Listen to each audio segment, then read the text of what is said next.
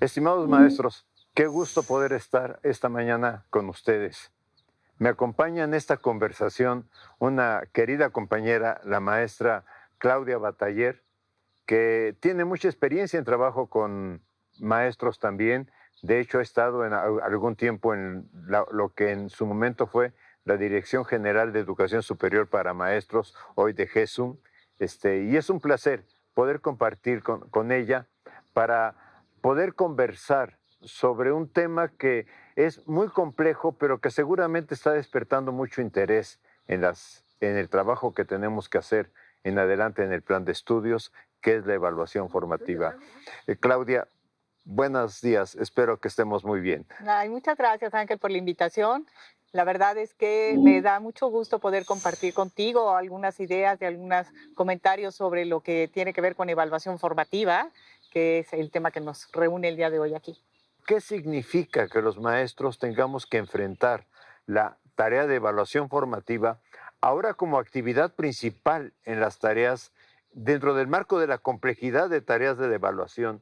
Pero ¿a qué nos vamos a enfrentar? ¿Qué problemas vamos a tener cuando intentemos realizar la evaluación formativa? ¿Cómo lo ves, Claudia? No, pues lo veo, parece que es un tema que se ha comentado mucho, que los maestros conocen, que identificamos, pero que en el momento en que lo vemos ya como un apartado protagónico del nuevo modelo educativo, pues entonces ahí es donde tenemos que ver realmente cuáles son sus alcances, cuáles son sus limitaciones y qué dificultades va a presentar la implementación que se haga con él, ¿no? Entonces yo creo que sí hay que pensarlo en voz alta, comentarlo y seguramente lo que comentaremos aquí, lo que digamos aquí, pues va a ser también pensado y sentido por los maestros. Sí, un problema que veo Ujú. es que necesitamos empezar a diferenciar las fases del plan de estudios, porque no se puede hacer la evaluación formativa igual en la fase 2, en la fase 3, en la fase 4 y 5 o en la fase 6 del sistema educativo.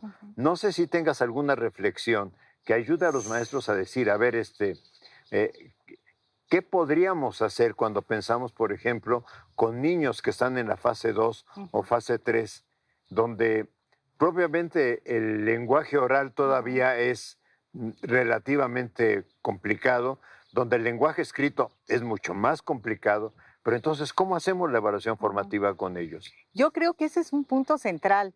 No podemos generalizar la evaluación formativa para todas las etapas de desarrollo. Tenemos que recuperar quiénes son nuestros sujetos de aprendizaje.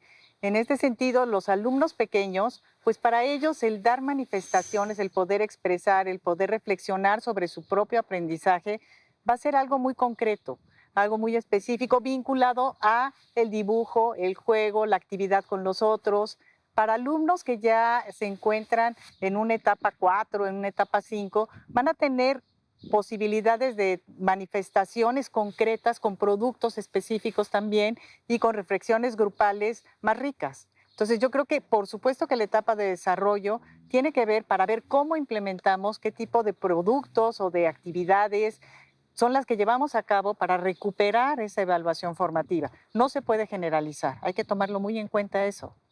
Y yo pienso que algo muy importante es que los maestros tengamos en cuenta de que lo que se trata, por ejemplo, en todos los casos de diferente forma, es que el alumno reflexione sobre qué está aprendiendo, qué dificultades está teniendo en el aprendizaje, pero sobre todo, qué tiene que hacer para mejorar.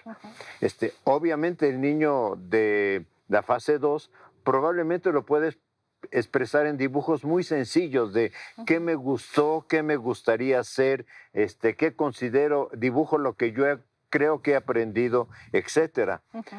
Temas que con el alumno de la fase 4, 5 y 6 probablemente tengan que ser más de autorreflexión del estudiante.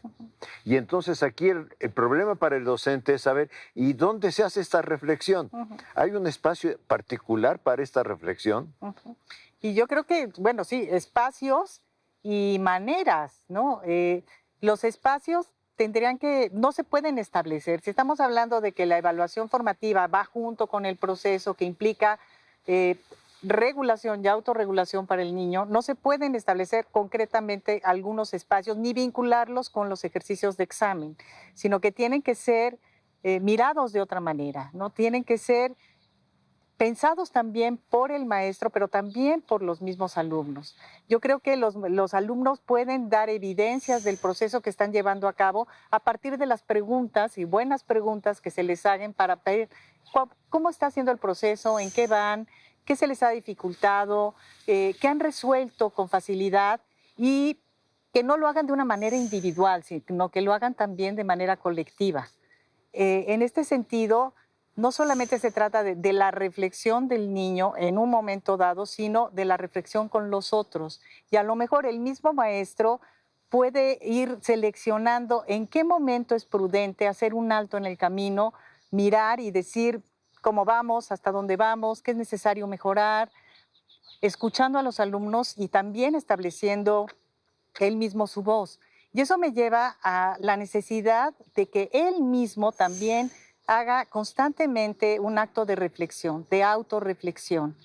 El maestro que vea si las actividades y los recursos con los que está llevando a cabo el proceso de enseñanza-aprendizaje son los que se necesitan, qué puede mejorar, en qué momento. O sea, de alguna manera modelar con el ejemplo esa reflexión. Si el maestro aprende a reflexionar sobre su propia práctica docente, va a estar modelando a los niños el cómo se puede llevar a cabo un proceso de reflexión.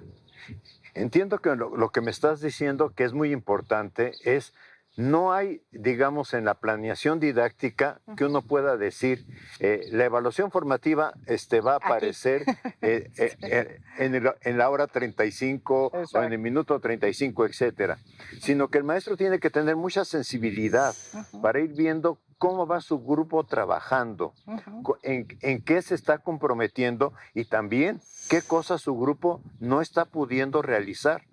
Y en función de ese, yo diría, timing pedagógico, no sé si el concepto lo podamos emplear, el maestro pueda ir diciendo, a ver, detengámonos un poquito y analicemos lo que está pasando. Pero también podría ser algo, sobre todo ya en la fase 3 en adelante y mucho más importante en la fase 5, donde el maestro utilice el examen también como un instrumento de retroalimentación. Esto es, sí, el examen, la pregunta 1 la obtuviste bien, la 2 mal, etcétera, pero ahora pensemos, ¿a qué se debió lo que nos pasó con las preguntas? Yo creo que esto que acabas de decir es algo muy importante. No debemos de satanizar los exámenes. El hablar de evaluación formativa quiere decir utilizar todos los recursos al alcance para poder acompañar el proceso de aprendizaje. Y también tenemos la obligación de formar a los alumnos en poder resolver diferentes tipos de ejercicios y de exámenes para que puedan afrontar el mundo de hoy. O sea, es importante, de acuerdo a la etapa de desarrollo, no le vas a poner a un niño de la fase 3 a que resuelva un examen estandarizado, ¿verdad? Pero a lo mejor alumnos ya de fases superiores sí deben de conocer esos instrumentos, saber cómo manejarlos, acompañarlos en que sepan responderlos. Y puede formar la retroalimentación de ese tipo de pruebas, podrían formar parte de la evaluación formativa. El cómo reflexiono contigo, qué te hizo sentir, inclusive el miedo que se le tiene al examen, se podría acompañar y podríamos formar para ir reduciendo ese tipo de actitudes y de emociones que se tienen cuando se enfrentan hacia pruebas o hacia retos que implican a lo mejor mayor formalidad, ¿no? Yo pienso que le estamos dando un tip muy importante a maestros y maestras. Esto es, la evaluación formativa solamente puede existir si el alumno se compromete a hacer una reflexión. Claro que para que el alumno se comprometa a hacer una reflexión sobre su aprendizaje, requerimos también que el maestro tenga la disposición a reflexionar, tenga la disposición a saber que a veces propusimos una actividad y no funcionó, y de alguna forma el no funcionó significa ¿y qué otras cosas podemos hacer? ¿O qué cosas podemos hacer con determinado alumno en virtud de que estamos viendo que no está avanzando al ritmo que nosotros quisiéramos. Pero tiene otro tema importante, que es la evaluación formativa. Mira el proceso, no mira tanto el resultado. Exacto. Sí, eso es algo muy importante. Vide Tardif, una de las cuestiones que ha escrito relacionadas con la educación, es que deberíamos de contemplarla no como una fotografía estática, sino como un video. Y esto se refiere a lo que tú mencionas de proceso. En el video tú ves lo que acontece en un lapso de tiempo, no es un resultado específico. Y creo que esa analogía nos sirve para poder comprender de mejor forma lo que es la evaluación formativa. Y ahora tenemos un problema, o un problemota muy grande, porque resulta que conforme avanzó la escolaridad, el niño fue aprendiendo que lo más importante en la escuela era llegar con una buena calificación a la casa. El número.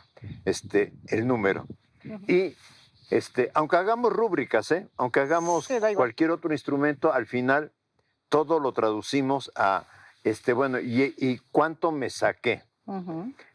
Y le enseñamos al niño desde preescolar que hay estrellitas para la frente.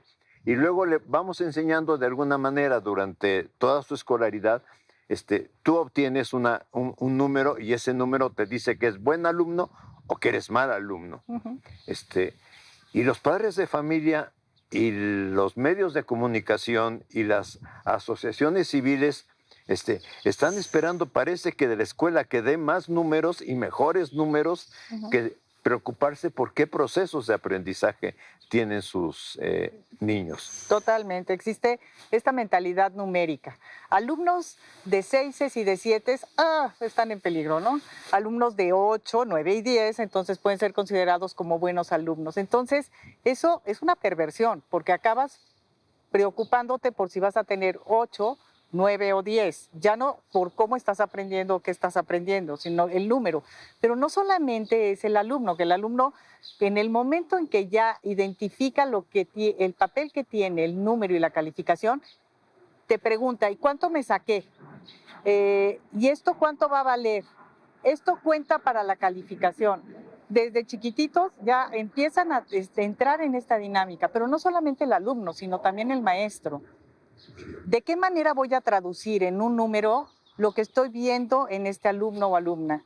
¿En qué momento voy a decir, lo voy a traducir en qué? ¿En un 8, en un 9 o realmente va a tener un 10? ¿O quiénes van a ser mis alumnos que tengan un 10? Esta equivalencia entre un aspecto tan formativo, tan importante y tan socializado, relacionado con números, pues cuesta mucho trabajo, ¿no? Entonces, y la sociedad también, los padres de familia es, ¿en qué momento te sacaste 9, 10? Vamos a dar recompensa, vamos al cine, vamos a tener tal premio, ¿no? Y ¿en qué momento realmente no? Me temo que no vas a poder salir a jugar el día de hoy. ¿No? Vamos a ver si la calificación empieza a mejorar y entonces hablaremos de permisos y salidas. Cuando la educación debería de estar en otro lado, ¿no? Sí enseñar a tener determinados rendimientos, pero distinguirlos. ¿En qué momento estoy hablando de estos resultados y qué papel juegan? Inclusive enseñarles a perder los miedos ante los resultados, ¿no? Entonces, yo creo que son temas que hay que reflexionar, que hay que poner en la mesa y que deben de estar presentes en esta autonomía que se le está dando el maestro para la toma de decisiones en el proceso que él está conduciendo, ¿no? Sí, yo creo que esto es fundamental. O sea, necesitamos que cambie el maestro. Pero también necesitamos que cambie el alumno. O sea, que el alumno diga, voy a la escuela a aprender, no voy a obtener una calificación. Pero el otro problema que tiene la escuela es que también necesitamos que los padres de familia, que los medios de comunicación, que la sociedad amplia esté preguntándose. Y ahora en nuestras escuelas, ¿qué están aprendiendo los niños? Claudia, creo que ha sido una conversación maravillosa. Espero que para nuestros compañeros maestros y maestras tenga alguna utilidad. Nos da mucho gusto, me da gusto saludarte, pero nos da mucho gusto saludar a los maestros y maestras por este medio. Claro que sí, y una invitación a seguir pensando sobre este tema. Muchas gracias.